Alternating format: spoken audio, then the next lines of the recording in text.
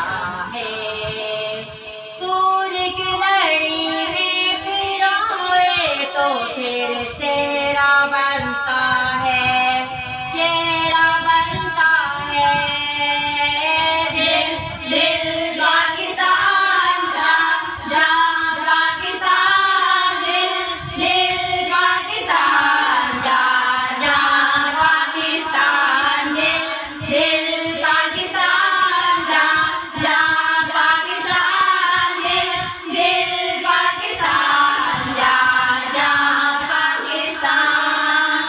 आप सबको हम सब की जानिब से, मेरी पूरी टीम की जानिब से मुकद्दस, सिद्रा, शुमाइला और निशा, हम सब की तरफ से आपको 14 अगस्त बहुत बहुत मुबारक हो।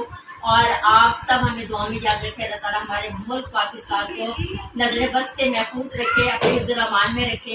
और 14 अगस्त एक बार फिर जोर से जज्बे से पाकिस्तान जिंदाबाद।